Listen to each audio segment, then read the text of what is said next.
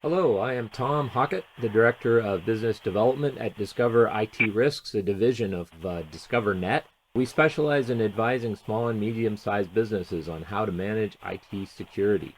We have with us the President and Founder, Shawn Heulin, to discuss our IT security audit process and why a small and medium-sized business should be considering regular security audits as well as ongoing monitoring as part of a business's continuity strategy. Welcome, Shawn, and thank you for joining us. Thank you, Tom. Okay, so let's start with some facts that emphasize why business owners and senior managers need to take security really seriously and be proactive in this battle. In their annual report on privacy governance, Ernst Young reported a 160% increase in cyber incidents in Canada last year. Also, as of 2014, cyber attacks hit 36% of Canadian businesses, and I'm sure that number is much higher these days, 3 years later. Ernst Young also reported that the average cost of data breach is about $6 million. Shawn, what are the major costs associated with a breach these days? There's a lot. There's the whole remediation of the breach. So, for example, if you get attacked by some crypto locker virus, you've got some cost associated with recovering that data, either directly to the ransomware company or IT costs to recover that. You've got your business downtime, which some companies, like manufacturing companies, know what their downtime cost is. For example, in contracts to their customers.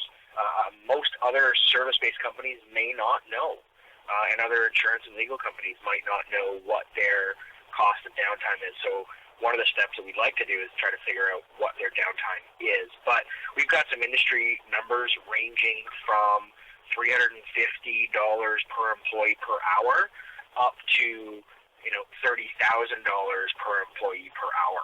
So depending on how much downtime you have, those numbers really begin to add up. So assuming the large companies are included in that $6 million figure, so my question, and even if the number is $1 million for a small, medium-sized enterprise, how many companies do you think could weather this type of a storm these days? I don't really think there's many. There are so many challenges and resulting disruptions from a breach that dollars will just begin to add up and add up. You're initially going to see a big chunk of money, but it's that death by 1,000 paper cuts near the end when you find out a year later that all of your employees' personal information has been stolen as well. So it's just really not a place you want to go.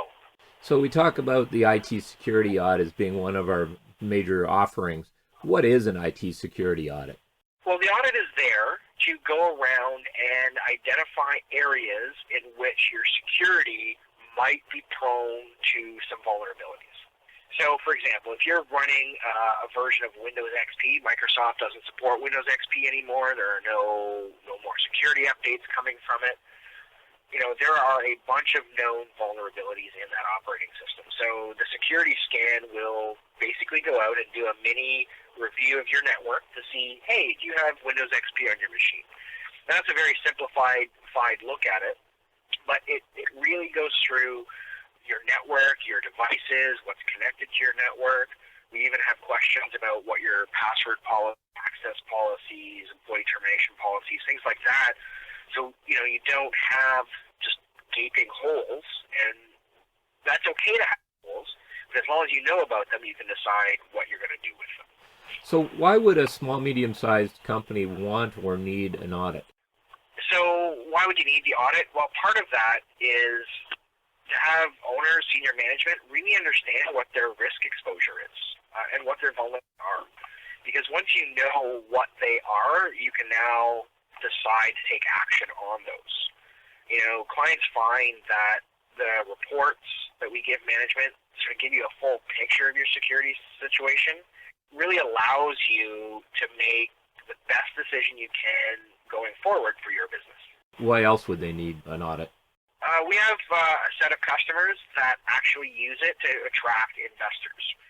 So when they are looking for funding, some of those investors are wanting to make sure that the environment is secure, the intellectual property that the investor is looking to acquire or buy into is protected, that there's not going to be any hacking or any malicious activity going on to potentially ruin that deal. And how do IT security audits and monitoring fit into a business continuity planning for a company? So the overall continuity plan, that's the what is your business doing today? What is your downtime that you can live with? What are the costs associated with that? And when there is a disaster, how do we recover from that and how long? So the IT audits and the monitoring help us with that centerpiece of the identification of possible risks and possible holes and possible exposure to your company. Now, when we do a security audit, hopefully what we'll end up doing is taking that report, identifying all the things that the business wants to fix, and we go ahead and fix it, whether that's your customer or your internal IT department fixing it, or you ask us to do that remediation. You get it to a point where you're happy. Then the ongoing monitoring makes sure that all those policies and procedures that we put in place stay in place, and monitors any new things that come into the environment, whether that's a device, whether that's a policy change, whether someone's changed security from, they didn't have access to the payroll folder and now they do. So those types of things get picked up in the monitoring.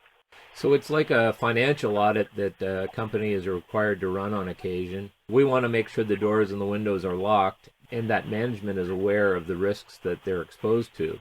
Doing business impact analytics along with a security audit allows companies to set priorities, strategy, and plans based on facts and current risk exposure. Should companies with both internal IT resources and those with third-party IT services providers run these audits? Yes, it is important to fully understand the risks. They can be exposed to things, and we feel that a third-party audit process provides the framework and an objective and productive discussions to come up with solutions to fix those holes. Okay, so what type of information do clients receive in a security audit? We've got network management reports which cover network-attached devices, desktops to see do they have the latest security patches on any software that they're running? Looks for access points, wireless devices that may or may not have security associated with them. We look at your firewall. We'll look at user access. And this is a big one, actually, because more often than not, we actually find old employees' user accounts still active with still access to company information. Right. And by the way, we have sample reports that we can send to anybody that's looking to run one of these audits.